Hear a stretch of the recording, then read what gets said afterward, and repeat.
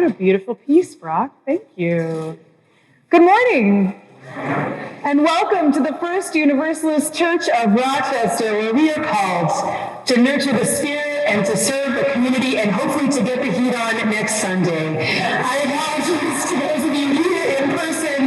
For those of us joining online, I hope you are here from the warmth of your homes. We realized this morning we may not have gotten the steam turned on just yet. So please give us a week to get caught up. I promise you it will be a bit warmer in here next Sunday. Although somebody said it might have to keep us awake during the service. So. I am Reverend Lane-Mairead Campbell. It is my privilege to serve this church as your minister. I use they, them pronouns. Joining us today for music is Dr. Brock Tesvold, who's up on the organ right now. We have both Emma Berry using she, her pronouns, Jack Cunningham using he, him pronouns on our tech support, and Karen Labraco. Thank you for being a part of our online ministry team today. And Karen uses she, her pronouns. If you are here for the first time, we welcome you. Thank you for making your way to this worshiping community. We have visitors form. Both found in the chat for our folks online and found in your pews for the folks in person. Please fill out this form so we can offer you a welcome beyond just this worshiping space. We offer a UURoc session on the third Sunday of every month following the service in the back of the sanctuary, a question and answer time. Our next one will be next Sunday, October 16th, right after church, back there where Juanita is sitting. We also have an online option too, so please stick around with us for that. Today, following our service, we will have a COVID listening session, both for folks in person and online. So please stick around after the service. We want to hear from you about our COVID practices at First Universalist. Before we take a moment to turn to our neighbor, both here in the sanctuary and online, let us take a moment to turn towards Emma over here and to offer a wave, to our online worshiping community. We are so grateful you all are with us this morning. It's good to be connected between our two congregations, our two sites. If you are online, please pop into the chat to offer a greeting and to share your joys and sorrows. And if you're here at First Universalist, let us take a moment to turn to our neighbors and offer a greeting this morning. Our opening hymn this morning is a fall-time favorite of mine. It's For the Beauty of the Earth, hymn number 21. I'm so sorry to bring you back from your good conversations and from all your sharing in the chat online.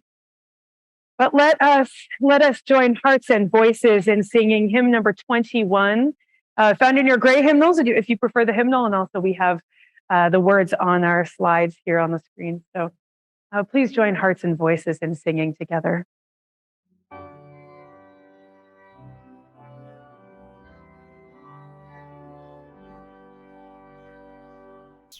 For the beauty of the earth, for the splendor of the sun.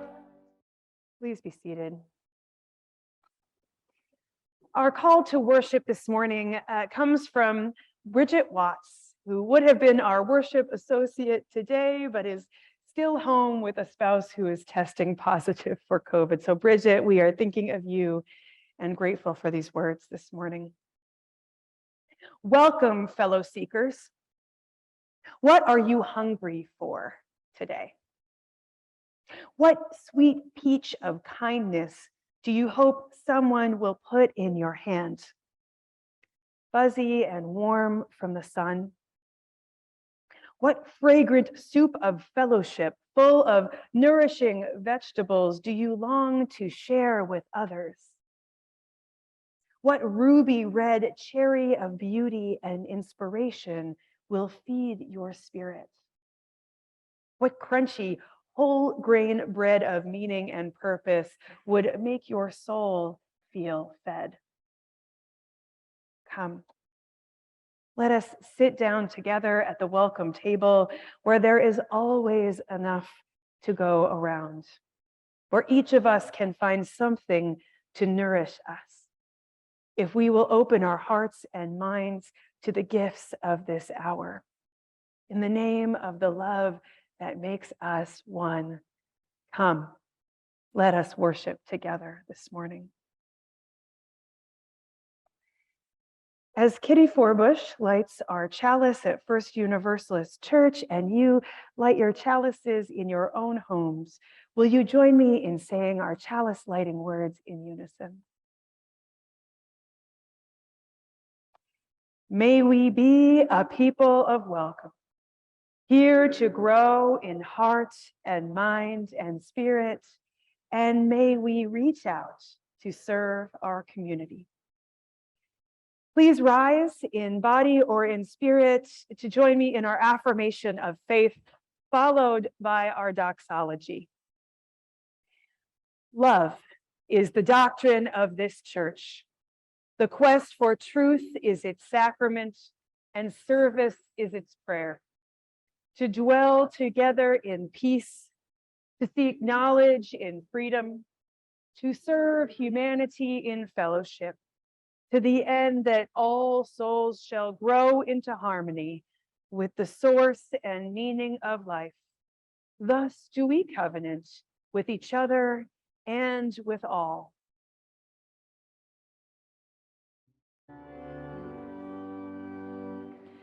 From all that dwell below the skies, let songs of hope and faith arise.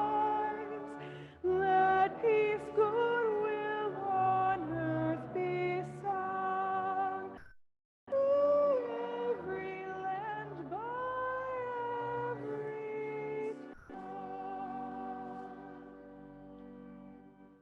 Please be seated. Church is just one big, never-ending potluck party. We gather in the harvest of what each of us has to offer, our time, skills, energy, and financial support. Nobody has to prepare a meal or to wash the dishes all by themselves. What a relief. And what we cook up together is more than any one of us could do alone.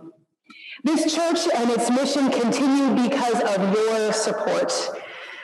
Visitors can drop your visitors form into the offering basket. You are invited to give online by scanning the QR code in your pews or clicking the link in the chat, or to just drop an offering in the basket. Thank you, thank you, thank you this morning for your generosity.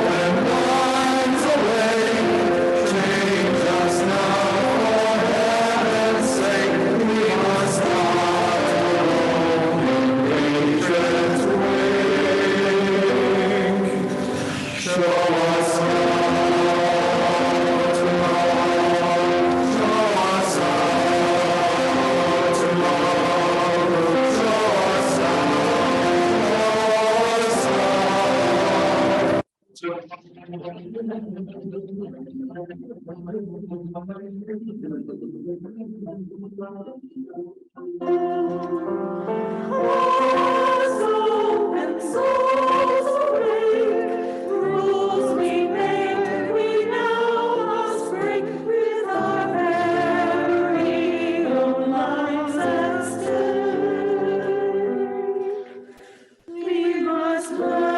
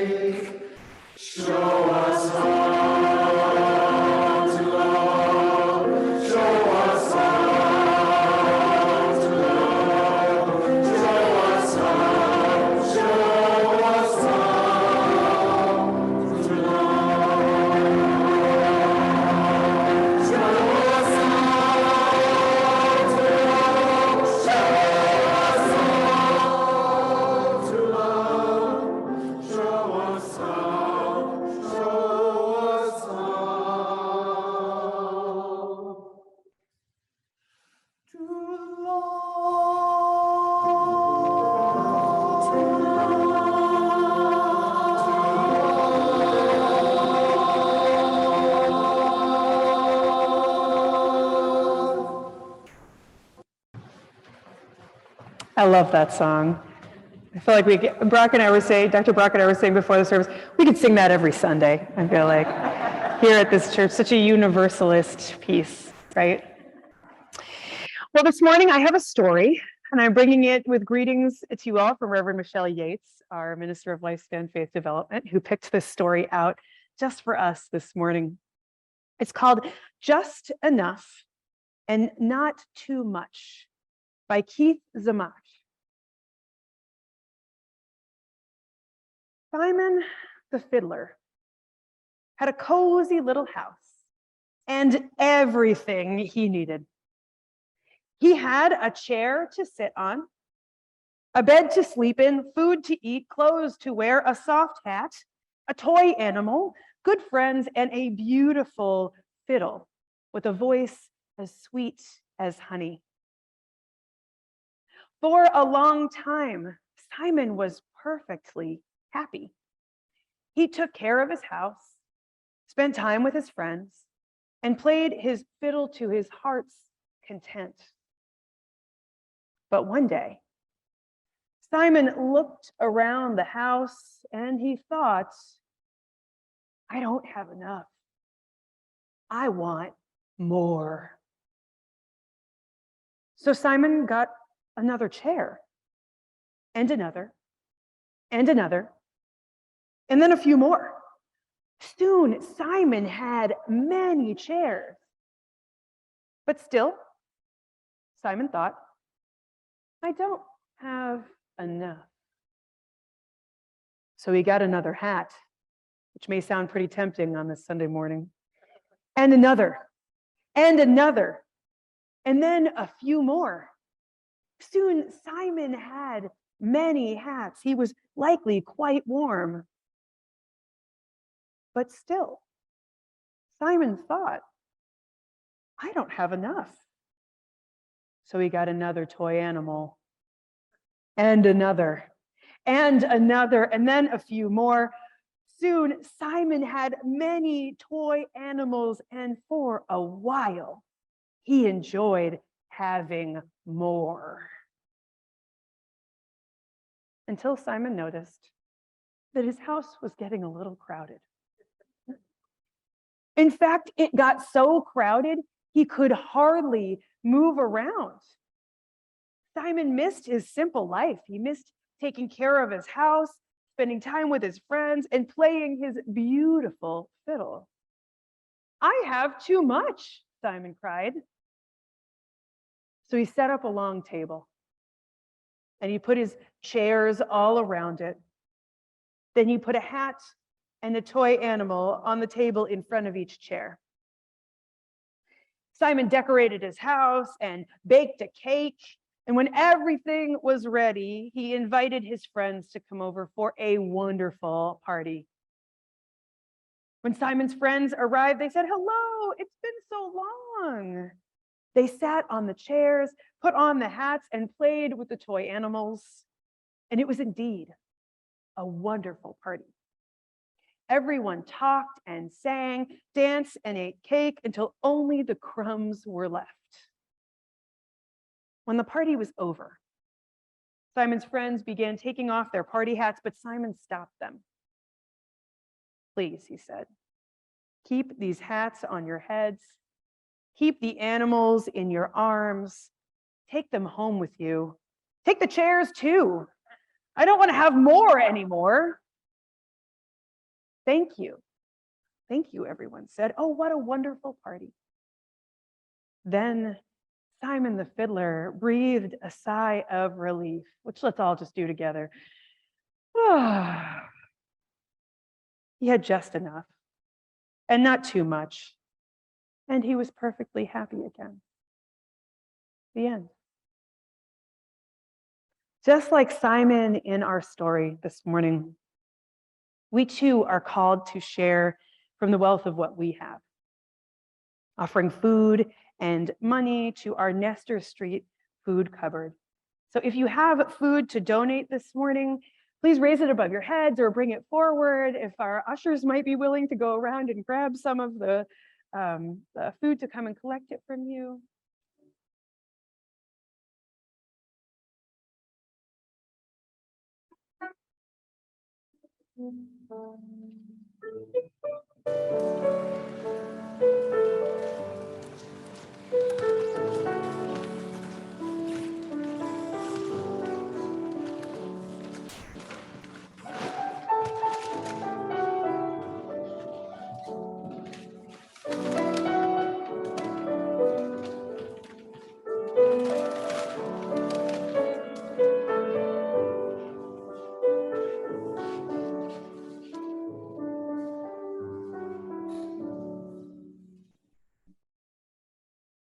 Thank you so much for your generosity this morning.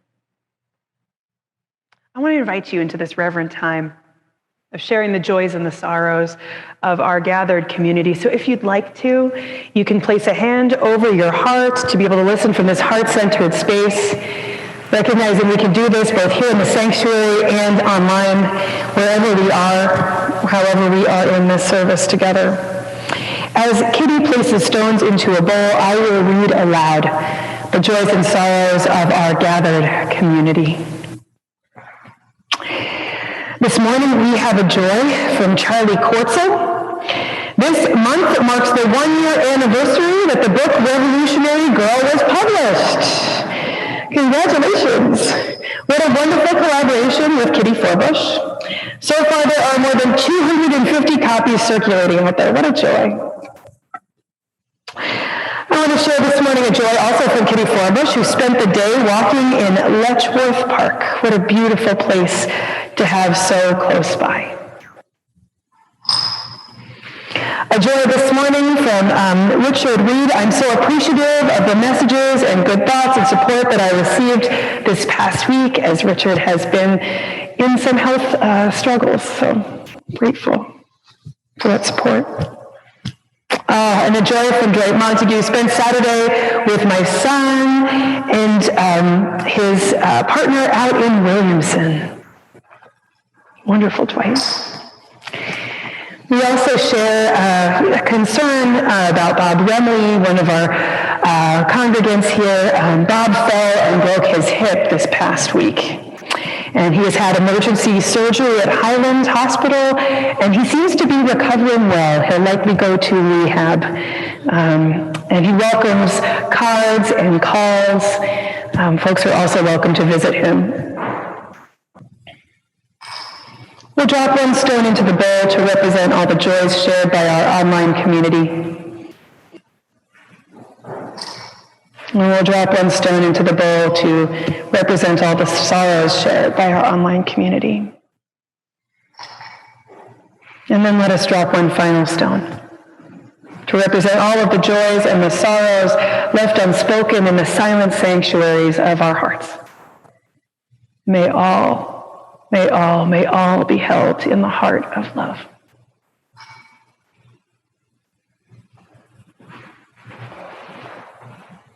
I want to invite you into a time of meditation with me.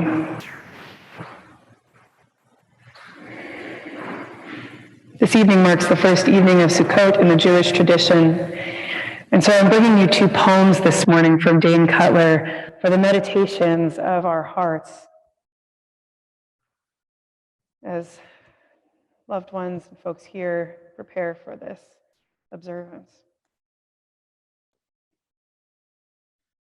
So please take a deep breath. Allow your shoulders to Rest down from your ears. Allow your weight to be carried in your chair, your seat. Let the magic come through for a moment. Beautiful meditation music. And let us just settle. Allow our thoughts to settle.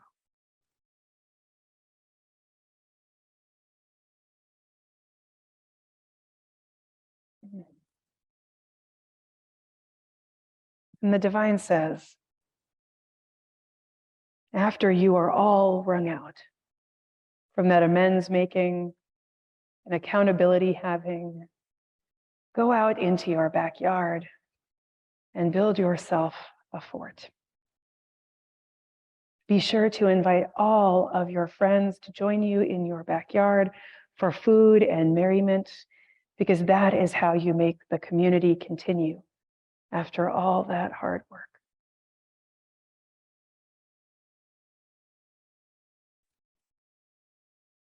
And the divine says again, and make your fort enclosed enough to feel cozy, but keep one side open so that all who pass by know that they are welcome. Even the roof must be thin enough to invite the evening sky to dine with you. The openings in the branches that cover you wide enough for stars to fall through. There are too many among us who are made to feel unwelcome, not just in the inhospitable corners of the world, but in our towns, in our own neighborhoods, on our blocks. You may even know their names. Invite them.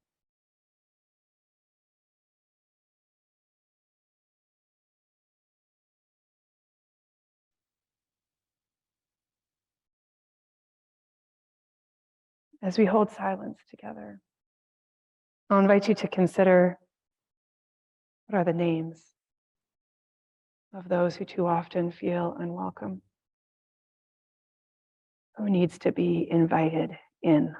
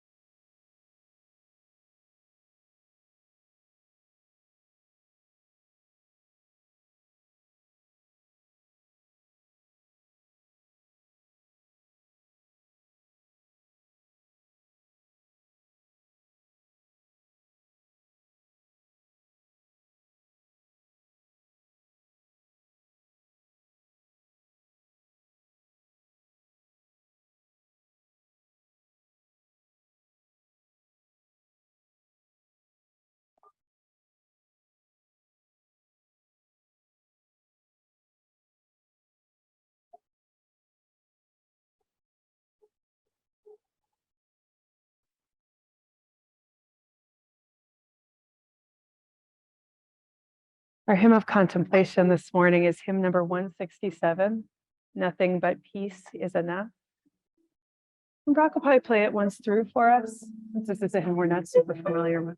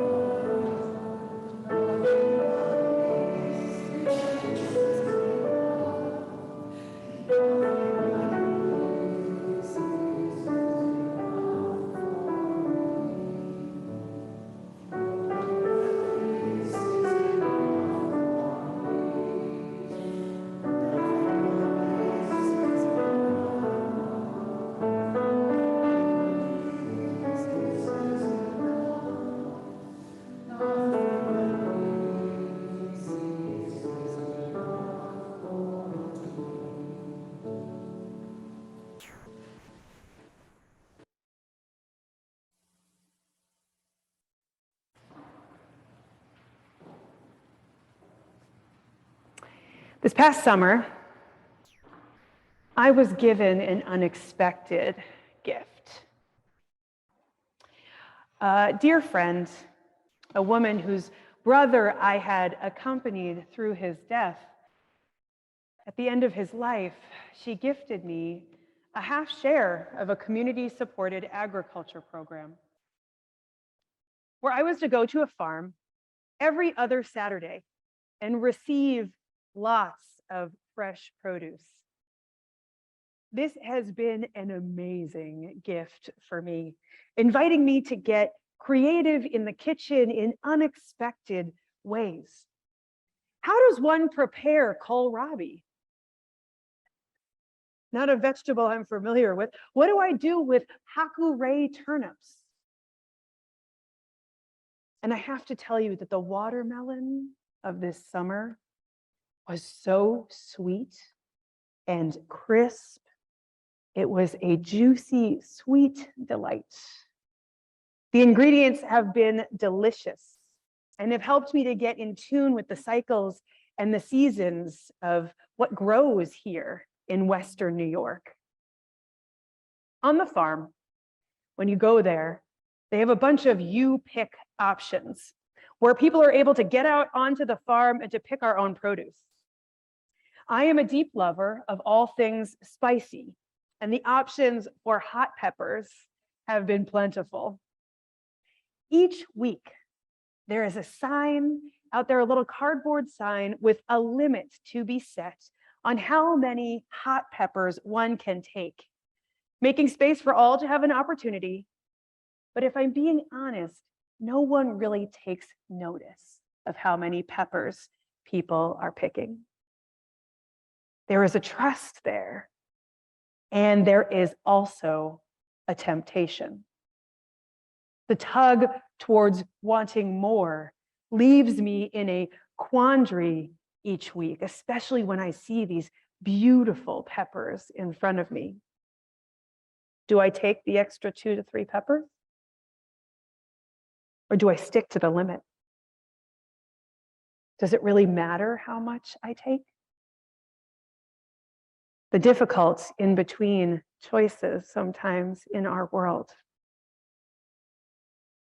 And I am aware that I am making these choices when so many do not have enough to eat, right? I am aware that we do not yet see food and access to food as a human right. I am especially aware of the rapidly growing rise in need for food and housing in our city as requests pour in weekly to the church for assistance with piling bills and rent payments and groceries being needed. The economic fallout from this pandemic and from the stage we're in, the late stage capitalism we find ourselves in, is causing deep anxiety and harm to the people around us. What does it mean to explore enough in this context, in this world? Can I authentically speak of abundance this morning, knowing that so many, that too many, go without? We are beginning to explore enough. We're in a season, entering into a season where our theme for the season is enough. And in this context of enough, I want to also say, it is not just about who has how much and which people have and have not. Harvesting enough is something our food production systems and resource production systems are not adequately accountable for. The rates of overproduction in our country have a devastating environmental impact. When I drive through the landscape of Western New York, I am often going past mass production dairy farms where the cows are treated horribly, and the corn it takes to feed them has a deeply harmful impact on our environment. When I look at all we take from the earth with few offerings back to the land, few investments in the health of our earth, our soil, our land, harvesting too much is hurting this living and life-giving planet we are being carried by. it is almost too overwhelming to fully comprehend and to wrap one's heart around. And yet, I know that we come to church not to escape, not to look away, but to learn how to face reality together and to discern a way of into living in right relationship with one another and with the earth together. We come here so that none of us have to do this alone. In this harvest season, where Sukkot in the Jewish calendar is a harvest festival, among so many other cultural observances celebrating the harvest, it is worth exploring what it looks like to harvest enough. It is worth exploring where we ourselves have contributed to the harvest of too much, and also where we are tied together. One of the key values we hold as Unitarian Universalists is interdependence. And I know that living into our interdependence calls us towards knowing what is enough, and also towards where we need to advocate and to partner to ensure that those who do not have enough food to eat or resources can survive and thrive and live. To know what is enough for each of us, I think our story has some guidance to offer us this morning.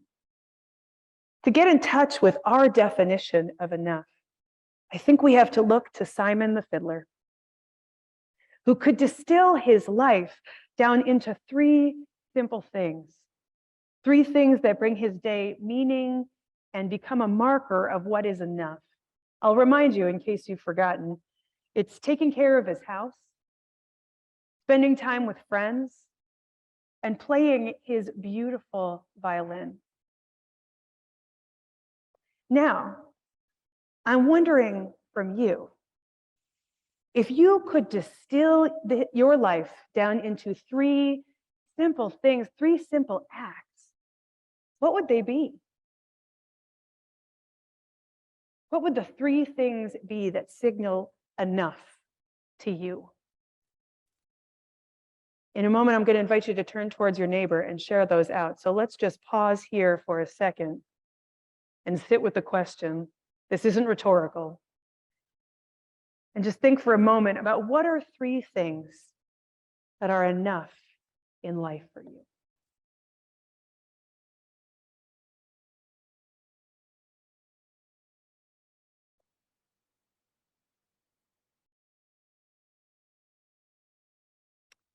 And now I'm going to invite you to turn to your neighbor, both here in the sanctuary and online. Our folks will be brought into breakout rooms, and just to briefly share what those three things are. Bonus points if you share it with someone you didn't come with.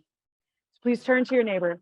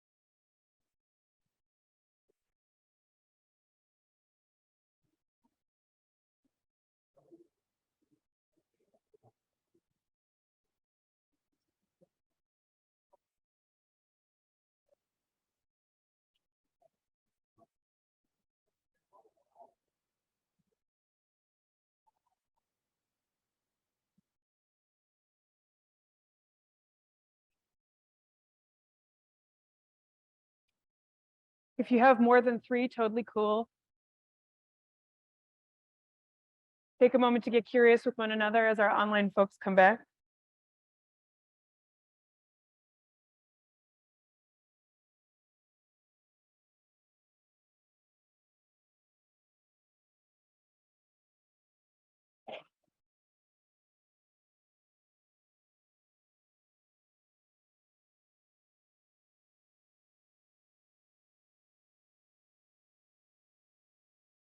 Great.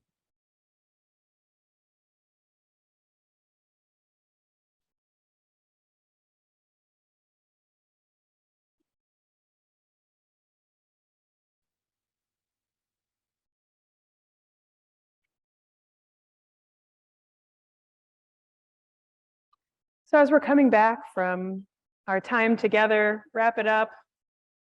Again, I hate drawing you all from these conversations you're having. But I'm just wondering, like, what are some of the things you shared about? What are some of the things that were shared about in your pairs?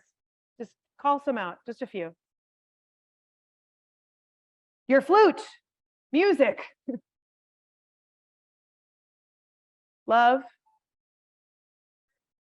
friendship, pets, food, family,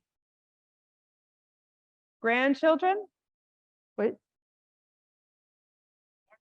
animals, church. Well, hey now. So I want to try and invite us into just some deeper engagement with both knowing what is enough in our lives and our interdependence with one another. So I want to ask each of us to reflect again on the 3 things you named. I want to just question, because in some of these things I can make the connection that you named, and some of them it's a little bit interesting to do a reflection there, but to reflect on whose labor makes those aspects of our lives possible. So as I take a look at Simon the Fiddler, or for folks who love music, someone had to cut down the tree for the wood to make his violin. Someone carved that wood and treated it and strung the violin. That person's labor helped him to live a life of enough. If you, like me, are someone who might have listed cooking or enjoying food as a part of what is enough, there are folks who designed and who build the stoves and ovens we use to prepare food. There are people who grew the food we eat, folks who drive that food to the store, and folks who set that food out to be purchased. So in that way, my sense of enough is tied to other people. If we think about this church, folks were here and financed the building of these pews upon which people sit. Folks who give each week make sure that our online community can stay connected. Whose labor does our sense of enough rely upon? And it's worth asking the question, do those folks have enough? Does the labor that they contribute to our lives compensate them enough? Are they provided for well?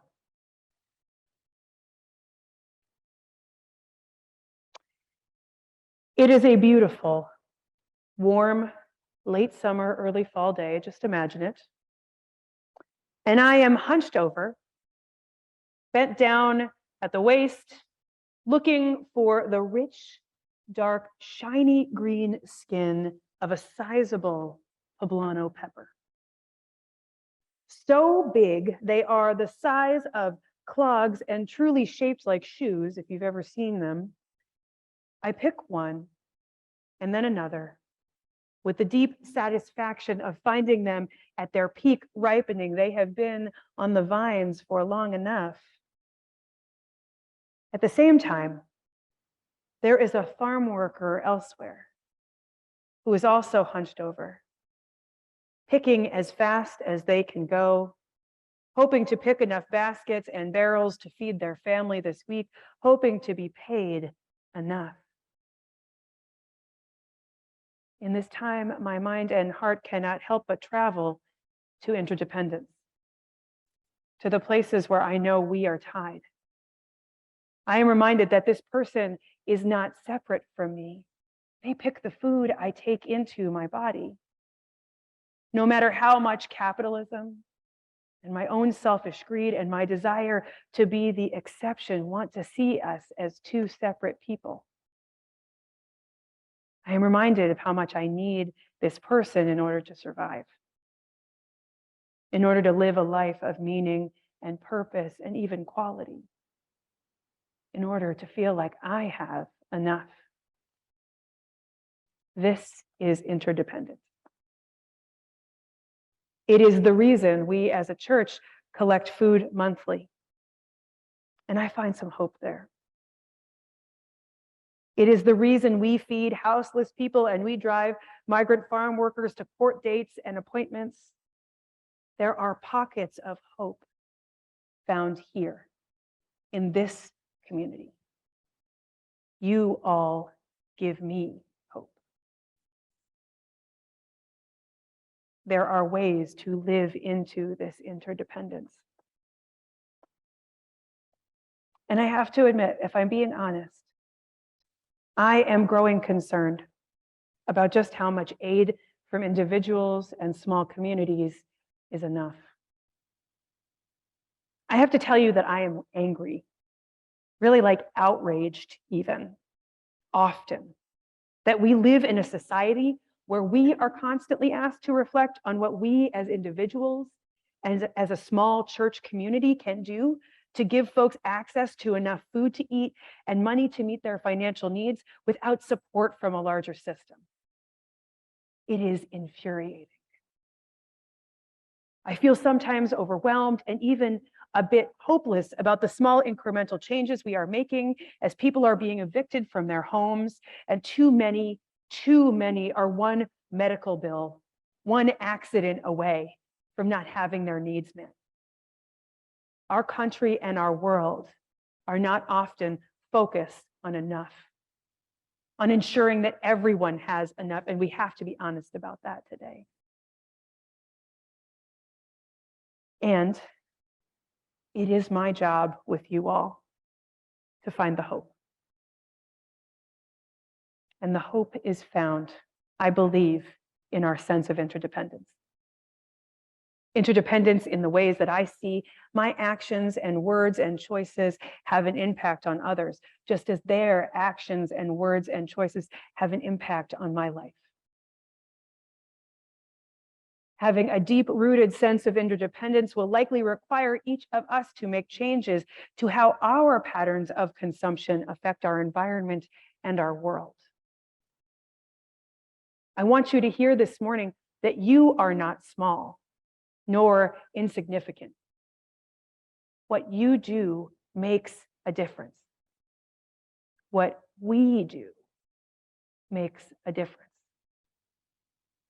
Interdependence affirms that. It recognizes all of the ways we are tied to one another in relationship, both seen and unseen.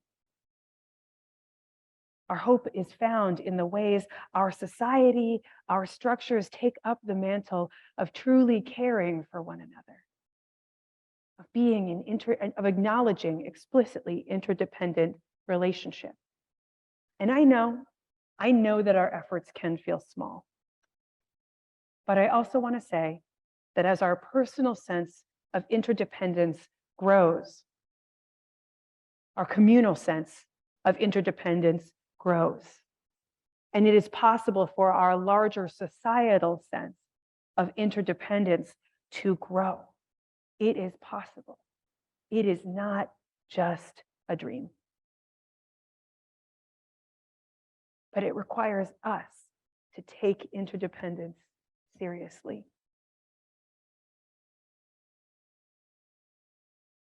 The fiddler in our story recognized where he could live into interdependence.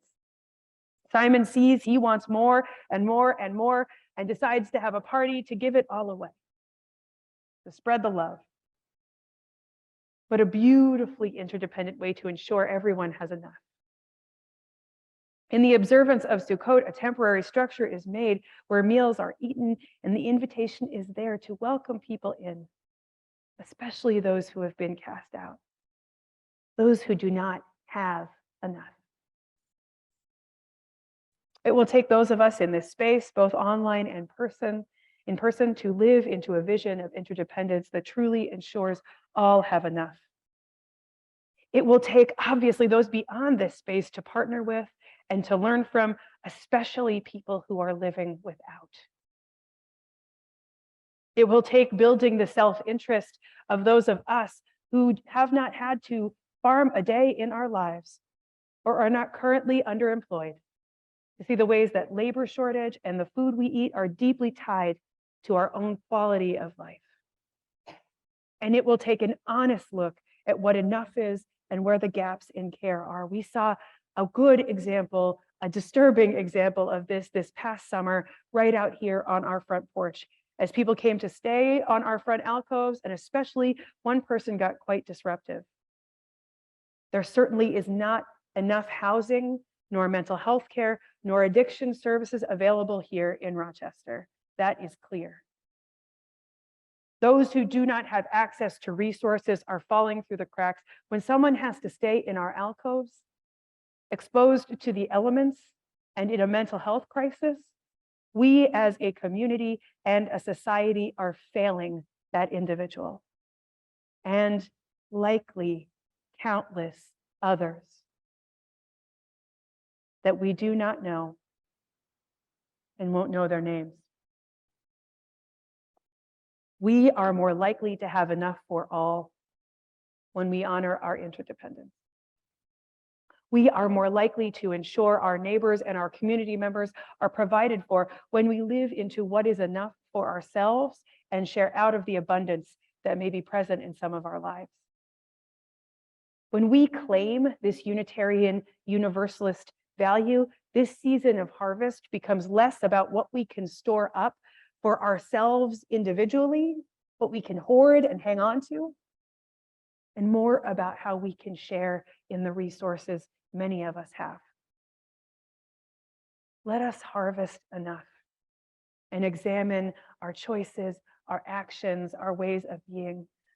Let us commit today to interdependence and to bringing this lens to what we purchase and what we consume. Let us honor our earth and all its peoples by allowing enough to just be enough.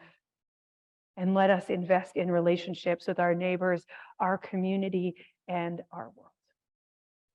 Amen. Blessed be. May it be so.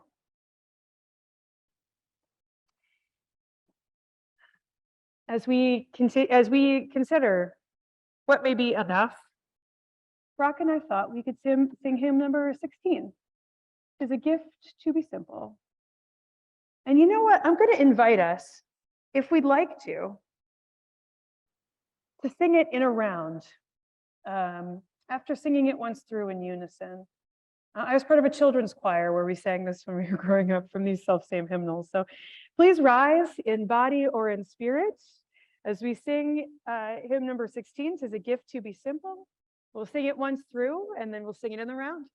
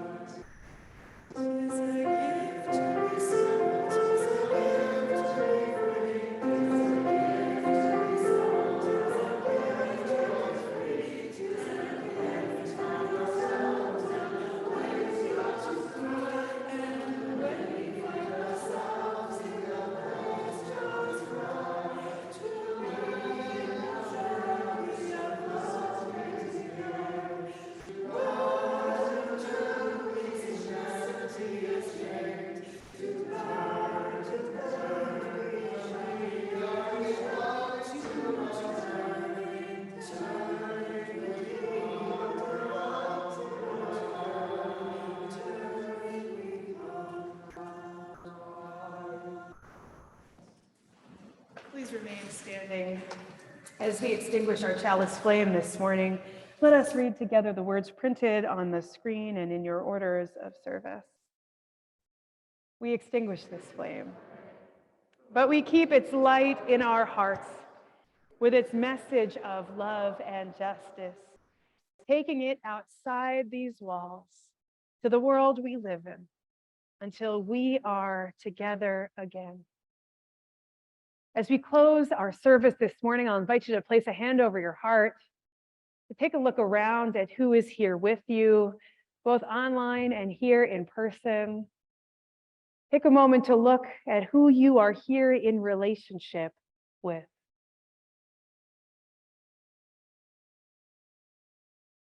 May we go forth this week and honor what is enough for each and every one of us.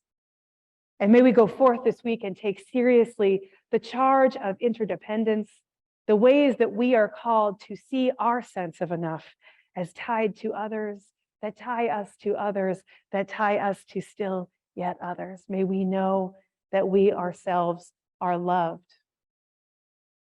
And may we give out of that abundance of love felt here to those whom we meet and to those whom we are tied to. Amen. Blessed be, and may it be so.